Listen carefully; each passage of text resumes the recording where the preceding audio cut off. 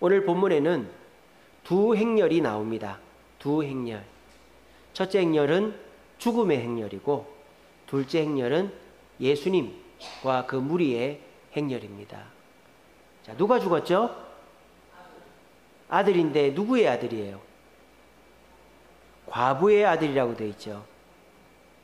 그러니까 아들이 죽은 것도 참 이게 너무나도 충격적인 거죠.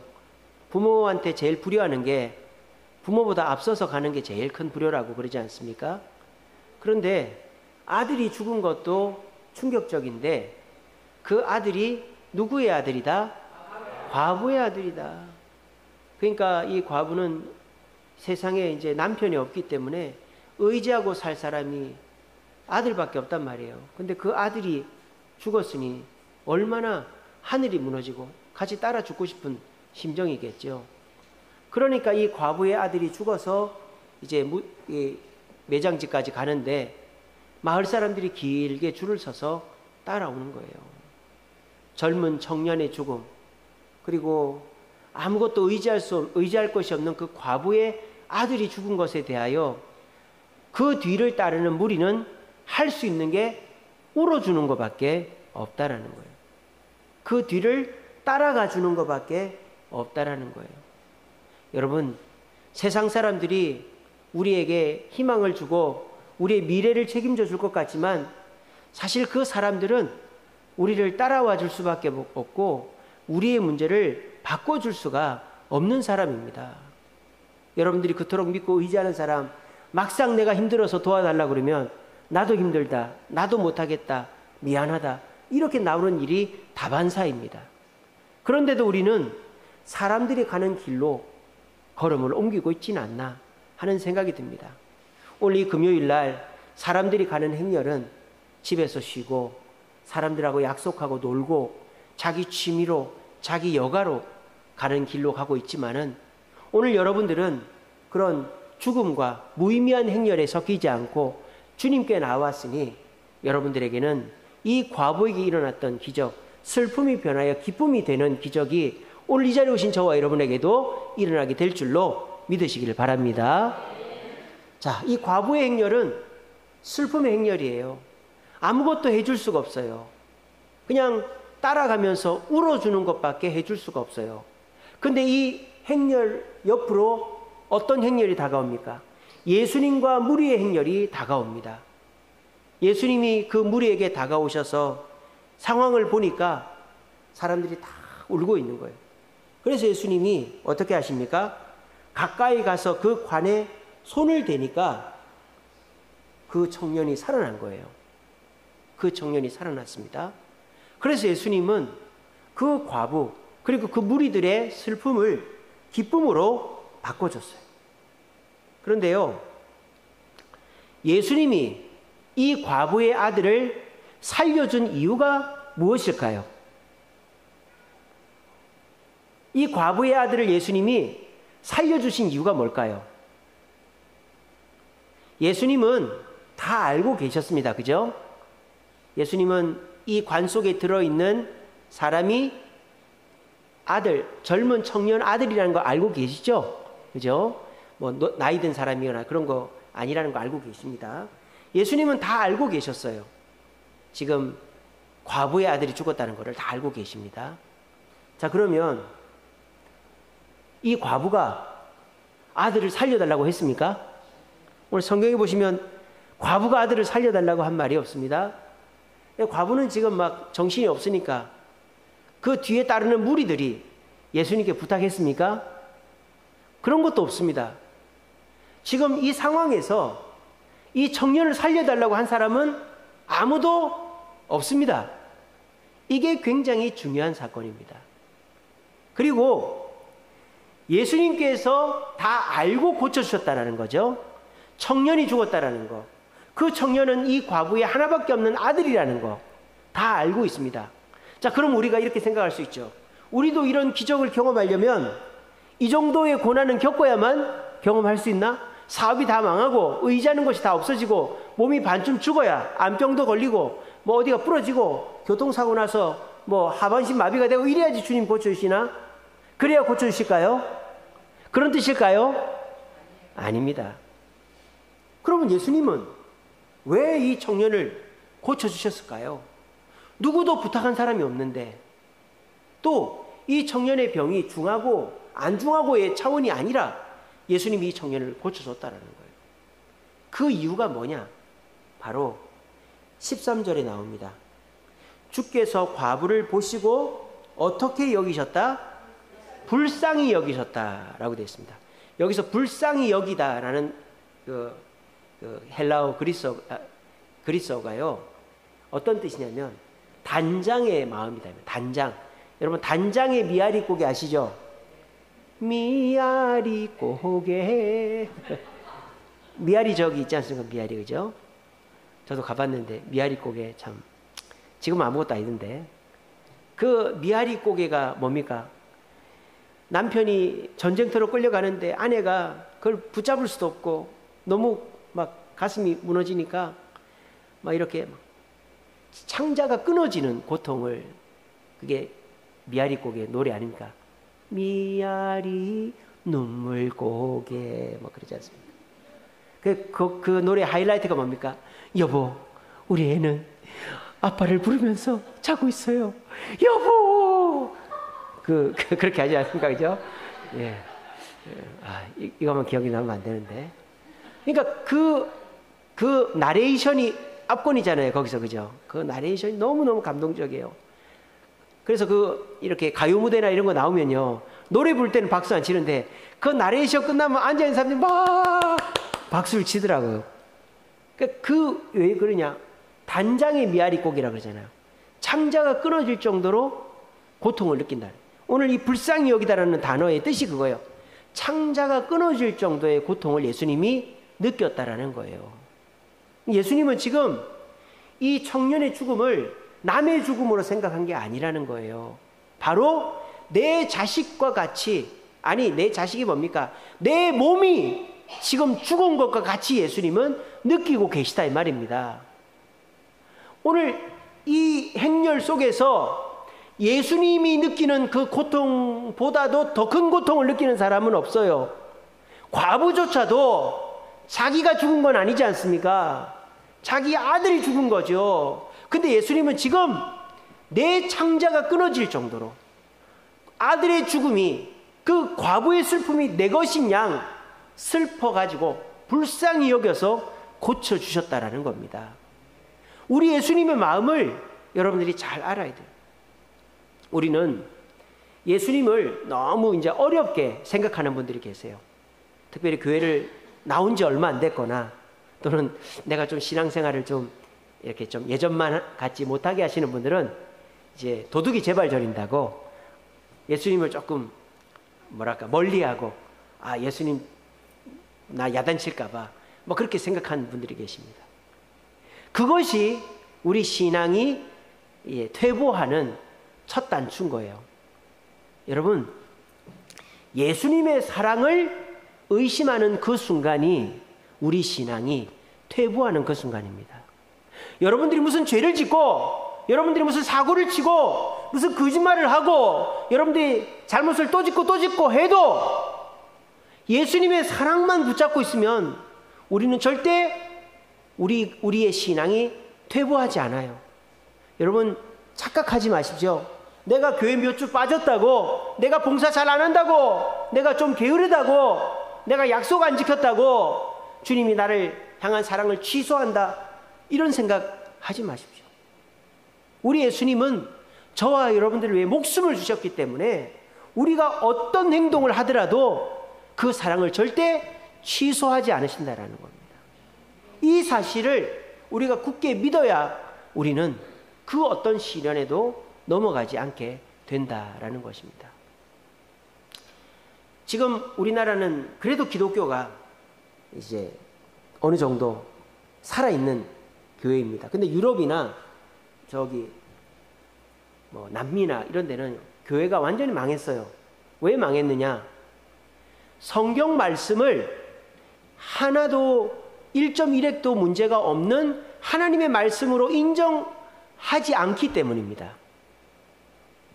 그걸 이제 바르트 신학이라고 하는데, 성경 말씀은 하나님 말씀도 있다라고 하는 게 바르트 신학이에요. 어떻게 들으면 맞는 것 같죠? 성경 말씀에 하나님 말씀도 있다. 이거를 반대로 얘기하면 뭐예요? 하나님 말씀이 아닌 것도 있다는 거죠. 그렇게 이제 독일이나 영국이나 이런 데 가르치는 거예요. 그러니까 하나님 말씀을 의심하고 비평하고 그리고 그 말씀 속에서 내 생각대로 말씀을 재단해 버리니까 결국 말씀의 권위가 떨어져 버리니까 교회가 무너져 버리게 되는 거예요.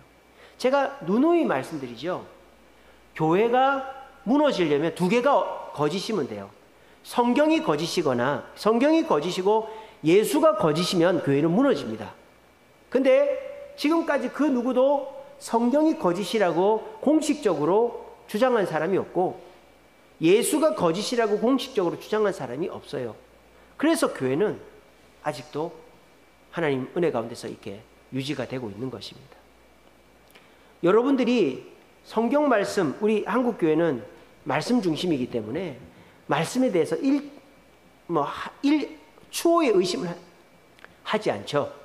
근데 저는요, 요즘 성도들이 예수님의 사랑에 대해서는 너무나도 의심을 하고 예수님을 좀 거리를 두고 살고 있지 않는가 하는 생각들을 많이 합니다.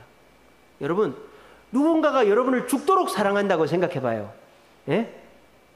누군가가 뭐 가족이 됐건 친구가 됐건 연인이 됐건 누군가가 여러분들을 죽도록 사랑한다. 처음에는 좀 귀찮을 수도 있겠지만 나를 죽도록 사랑하면 그 사람이 생각이 날까요? 안 날까요? 그리고 내가 좀 힘들고 어려울 때 제일 먼저 누가 생각이 날까요? 나를 죽도록 사랑하는 그 사람이 제일 먼저 생각이 나겠죠? 그런데 여러분들이 제일 먼저 생각나는 사람이 예수님이 아니고 힘들 때 제일 먼저 의지하는 분이 예수님이 아니면 여러분들은 예수님의 사랑을 의심하고 있는 것이다 라는 겁니다. 이번 주에도 제가 이제 퇴근하기 전에 본당에 와서 이제 기도를 하고 가요. 그래서 이제 제가 예수님께 기도할 때 뭐라고 하느냐. 주님, 저는 주님밖에 없습니다. 그렇게 기도했어요. 이번 주 내내. 저는 주님밖에 없습니다. 저는 의지할 사람이 주님밖에 없습니다.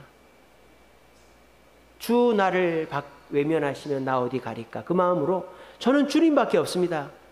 그 말을 계속해서 주님밖에 없습니다. 주님밖에. 제가 의지할 분은 주님밖에 없습니다. 제가 따라갈 분은 주님밖에 없습니다. 그렇게 기도했었어요. 그렇게 기도하고 나니까 주님이 더 가까이 계시고 주님의 마음을 더 깊게 느낄 수가 있었습니다. 여러분, 오늘 이 과부만 또 이 과부의 아들만 창자가 끊어질 정도로 단장의 마음으로 사랑한 게 아니에요. 오늘 이 자리에 계신 모든 분들, 아니 우리 주세움교회 성도들, 우리 대한민국 전 세계 기독교인들을 우리 예수님은 동일하게 이런 양일수록 더욱 더 불쌍히 단장이 될수록 창자가 끊어질 정도로 사랑하는 줄로 굳게 믿으시기를 바랍니다. 그리고 또 한 가지 놀라운 사실은 뭔지 압니까? 이 과부의 아들, 나인성 과부의 아들을 살려주는 얘기는 이 누가복음에 밖에 안 나옵니다. 마태, 마가, 누가, 요한복음, 사복음서지 않습니까? 예수님의 이야기를 기록해 놓은 거죠. 그런데 여러분 성경 보시면 11절 위에 과부의 아들을 살리다 파란색으로 써놨는데 보통은 그 옆에다가 마태복음 몇 장에도 있고 마가복음 몇 장에도 있고 누가복음 몇 장에도 있다라고 기록을 해놔요. 근데 이거는 오직 누가복음에 밖에 나오질 않아요. 뭐 그 이유는 누가가 의사니까 이렇게 누구를 고치고 치료하고 하는 거를 또 특별히 더 많이 기록한 것도 있고요. 그런 것도 있는데 특별한 이유가 뭐냐? 예수님께서 이 사건을 통해서 우리에게 깨우쳐 주기를 원하는 게 있다라는 거예요. 그게 뭐냐? 예수님의 사랑은 내가 뭔가를 해서 얻어지는 게 아니라는 것을 가르쳐 주고 있는 거예요. 하다못해 여기는요, 예수님이 누구를 고쳐줄 때 뭐라고 합니까? 네가 뭘 원하느냐? 네가 낫고자 하느냐? 물어는 보지 않습니까? 근데 여기서는 물어보는 것 자체도 없어요. 그냥 예수님이 불쌍히 여겨서 그 관에 손을 대시고 아들을 고쳐줬단 말이에요. 이것을 누가가 다른 마태나 마가나 요한은 기록을 안 했는데 누가는 사도 바울이 로마 감옥에 갇혀 있는 2년 동안 이 가나안 지역 또 초대교회를 돌면서 예수님 이야기를 다 기록을 해서 누가복음을 썼어요. 왜 썼느냐? 바울을 감옥에서 꺼내려고 데오빌로라는 로마의 높은 관리한테 바울이 전하는 예수는 이상한 사람이 아니라고 좋은 사람이라는 것을 증명하기 위해서 누가가 2년 동안 바울을 꺼내기 위해서 자료를 수집해서 기록한 게 누가복음이에요. 그리고 바울이 풀려난 다음에 이 바울이 한 일이 뭐냐를 기록한 게 사도행전이죠. 그래서 사도행전 처음에 보면 데오빌로에게 쓰는 편지지 않습니까? 그래서 이 누가는요, 예수님께서 우리를 사랑하시되 조건을 가지고 우리가 뭘 잘해서 사랑하시는 게 아니라 무조건적으로, 그것도 그냥 사랑하는 게 아니라 창자가 끊어질 정도로 우리를 너무너무 사랑하시는 것이 예수님의 사랑이라는 것을 우리에게 가르쳐주기 위해서 이걸 빠뜨리지 않고 이렇게 기록을 해놨다라는 것입니다. 요즘에 사랑이 메말라가는 시대를 살고 있습니다. 옛날에는요, 사랑에 대해서 얘기하면 다들 어느 정도는 납득을 해요. 왜? 사랑을 받아봤으니까. 옛날에는 뭐 부모님으로부터, 친구로부터, 선생님으로부터, 뭐 친척들로부터 사랑을 많이 받아가지고 사랑받는다라는 게 뭔지를 안단 말이에요. 그러니까 교회를 와서 예수님이 우리를 사랑한다고 그러면 아, 우리 엄마 아빠처럼, 우리 친구처럼, 우리 할아버지처럼 나를 사랑하시는구나 예수님이. 요게 납득이 된단 말이에요. 근데 요즘 성도들은 이제 요즘 워낙 사랑이 메말라가니까 가족 간에도 그렇고 친척 간에도 그렇고 사회에서도 너무 각박한 세상을 살다 보니까 예수님이 우리를 사랑한다면 그걸 납득을 못하는 거예요. 이해를 못하는 거예요. 왜? 그런 무조건적인 사랑을 경험한 적이 없기 때문에. 혹시 여러분들도 그렇습니까? 여러분, 그렇다면 다른 방법이 없어요. 그냥 예수님의 사랑을 많이 받아보는 수밖에 없어요. 예수님의 사랑을 많이 받으려면 어떻게 됩니까? 예수님 곁에 가까이 와야 되는 거예요. 그리고 내가 뭐 필요한 것이 있고 내가 급하고 어려운 일이 있으면 예수님께 많이 부탁을 하는 거예요. 그리고 내가 잘못을 해도 부족해도 교회 나오고 계속 부탁하는 거예요. 그랬을 때 예수님이 나를 외면하지 않고 그래도 내가 죄 지어도 사랑해 주시고 내가 부족해도 사랑해 주시고 계속 나를 아무 조건 없이 불쌍히 여기고 사랑해 주시는 걸 경험할 때 우리는 그 사랑이 점점 차서 예수님을 또 더욱더 사랑하게 되는 것입니다. 제가 어제 우리 다한이랑 밤에 얘기를 나눴어요. 다한이는 예수님을 믿냐? 그러니까 믿는데요. 너는 천국 갈 자신이 있냐? 천국 갈 자신이 있대요. 너한테 예수님은 어떤 분이냐? 물어봤어요. 그랬더니 얘가 아주 신박한 얘기를 하더라고요. 저한테 예수님은, 그러니까 우리 다한이한테 예수님은 아직까지는 가까운 분은 아니지만 내가 그분이 나하고 어떤 관계인지를 알아가는 관계라고 그렇게 얘기를 하더라고요. 굉장히 솔직한 대답이죠. 그러니까 예수님을 뭐 여러분들만큼은 만나질 않았을 거 아닙니까? 아직 살아온 세월이 없으니까. 근데 예수님을 만나가려고 노력을 하고 있다는 거예요. 그럼 그게 뭔데? 이렇게 제가 물어봤어요. 그랬더니 솔직하게 얘기를 하는 거예요. 내가 잘못을 했는데, 아빠한테 얘기를 할 수는 없죠. 잘못을 했는데도 예수님이 나를 용서해 주시고 내가 공부도 잘 되고 내가 원하는 것들이 잘 되는 것을 통해서 예수님이 나를 사랑하시는구나를 느껴가고 있다고 그러더라고요. 좀 신박한 얘기죠, 그죠? 그래서 제가 물어봤어요. 너는 식사기도를 왜 그렇게 길게 하냐? 식사기도를 엄청 길게 합니다, 애가. 한 2, 3분 해요. 저는 그냥 눈만 감았다가 뜨는데 한 2, 3분 해요. 그래서 식사기도를 왜 이렇게 길게 하니? 물어보니까 뭐라는지 압니까? 지은 죄를 회개한대요. 지은 죄를. 지가 뭐 머리로 지은 죄도 있고 저한테 말 못할 죄들이 있을 거 아닙니까? 그거를 예수님한테 용서해달라고, 그리고 용서해 주시고 나를 또 이제 잘 살펴달라고 그렇게 기도한대요. 그래서 혹시라도 빼먹은 거 내가 죄를 고백을 못했을까 봐 그렇게 얘기하는 거예요. 이제 그거를 보면서 제가 느낀 게 뭐냐면 우리가 잘 될 때 예수님을 만나는 것도 중요하지만 내가 죄를 지었을 때 예수님의 용서를 받는 그것이 예수님의 사랑을 더 크게 느끼는 비결이다라는 생각이 듭니다. 저도 그 작년 안식월, 계속 말씀드리지만 안식월 다녀와가지고 정말 너무 잘 쉬고 우리 성도님들 사랑받고 이렇게 해서 내가 이렇게 큰 사랑을 받았는데 내가 더 열심히 해야지 하면서 열정이 생겼다는 얘기를 이제 누누이 하지 않습니까? 이처럼 우리가 열정이 생기고 회복되는 것은 뭔가를 뭐 새로 배운다든지 내가 뭐 열심히 해야지 각오하는 게 아니고 사랑을 많이 받으면, 사랑이 넘쳐나면 내가 힘이 나가지고 열심히 하게 돼 있는 거예요. 그러니까 사람의 사랑도 중요하지만 예수님이 나를 사랑해 주신다, 나를 불쌍히 여겨 주신다라는 것을 의심하지 않으면 우리는 그 사랑으로 더 열심히 하고 못할 일도 하게 되어지는 겁니다.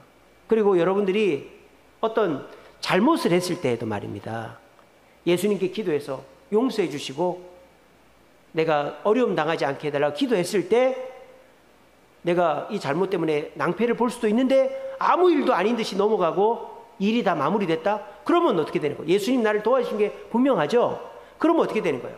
그때 가서 예수님 사랑을 한 번 더 느끼는 거죠. 그렇게 예수님 사랑을 자꾸 느끼다 보면 예수님이 어떻게 되는 거예요? 나를 제일 사랑하는 분이라는 게 느껴지고, 그리고 그 예수님을 나의 그 하나님을 나의 아버지로, 예수님을 나의 주인으로, 성령님을 인도자로 고백하게 되어지는 것입니다. 예수님의 사랑은 가만히 있는다고 느껴지는 게 아닙니다. 예수님의 사랑은 내가 자꾸 예수님께 부탁하고 기도하고 의지해야만 느껴집니다. 또 내가 큰 잘못을 하고 이제 낭패를 보겠다 싶을 때 예수님 잘못했습니다, 용서해 주시고 날 도와주세요. 그렇게 할 때 예수님이 아무 일도 아니게끔 그 일이 넘어가게 해주시면 그때 예수님의 사랑을 크게 느끼는 거예요.